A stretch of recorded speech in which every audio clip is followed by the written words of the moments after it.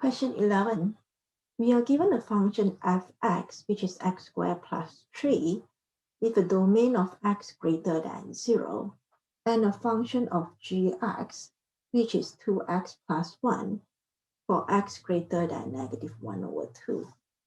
Part A, find an expression of f of gx. This is the composite function f composite g. We replace g of x with 2x plus 1, and then we replace x in the function fx with 2x plus 1, giving us the square of 2x plus 1 plus 3. That would give us the composite function f of g. Part B, find an expression for the inverse of f composite g.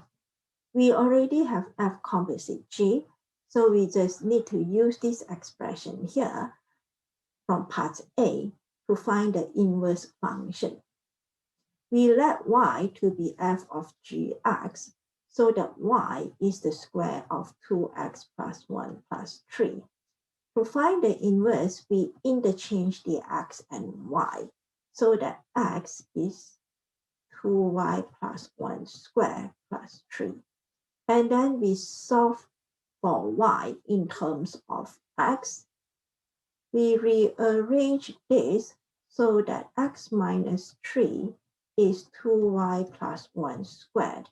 Now we need to solve for y. It is more comfortable to write the square of 2y plus 1 on the left side. In order to isolate y, we need to take square root on both sides. We have 2y plus 1 on the left, and when we square root both sides, you must have plus minus sign here, so that we have plus minus square root of x minus 3 on the left side. Move the 1 over, subtract 1 throughout.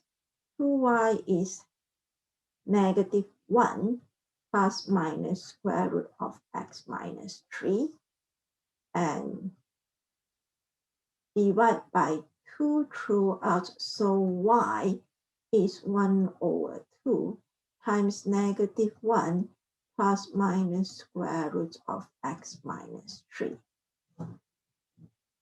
There are two parts to this function here. To find the inverse and to state the domain of the inverse of f composite g, we are not done yet. So to find this, there are two parts here, so we need to make sure which one is the correct one. For these two parts, you have 1/2 -1 minus square root of x minus 3, and 1/2 -1 plus square root of x minus 3. Both of them cannot be correct. Only one of them is correct. In order to do that, we look at the function f of gx and find the domain and range of f composite g. The domain of f of gx here, this would be the same as the domain of g. So the domain would be x greater than -1/2. So that is -1/2 through infinity.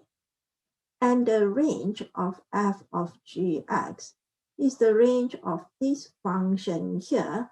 This is a quadratic that opens up.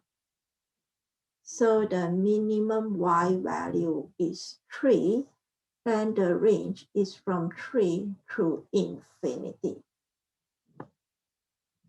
For this case, when we find the inverse of f composite g, the inverse of f composite g will have a range. The y value must be the same as the domain of f of g.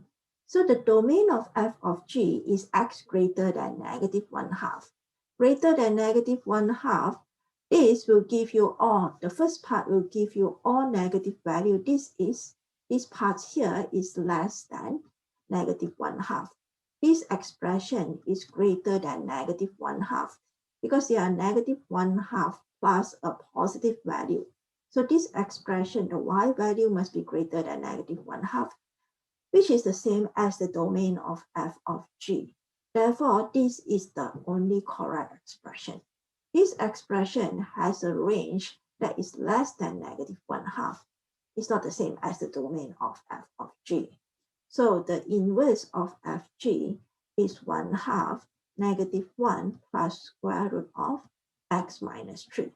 This will give you the inverse function, and the domain of the inverse of f and f composite g is the range of the function. The range of the function is from 3 to infinity. That would be the domain of the inverse of f composite g. Part C, we need to solve the equation f composite g minus 3 equals g of fx. So in order to solve this, we must find g of fx first.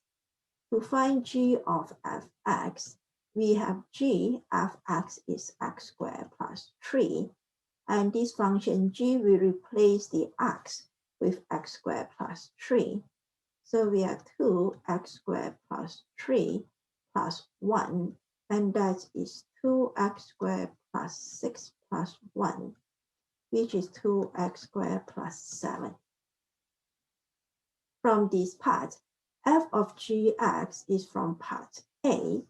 We have the square of 2x plus 1 squared plus 3 minus 3. That is g of fx. So we have 2x squared plus 7. That is gone. Expand this. That is 4x squared plus 4x plus 1. And we have 2x squared plus 7. Rearrange everything, move everything over to the left side. We have 2x squared plus 4x minus 6 equals 0. And we can divide throughout by 2 or factor out a 2. It doesn't matter, right side is 0. So that x squared plus 2x minus 3 is 0. This is a trinomial that can be factored into x plus 3. X minus 1 equals 0. When x plus 3 is 0, we have x equals to 3. And then when x minus 1 is 0, we have x equals 1. Now there are two possible solutions here. Either x is 3 or x is 1. Look back at the original question. You have f of gx. This is the domain of f of gx. The x value in the solution must be in the domain of f of gx. Sorry, this is negative 3.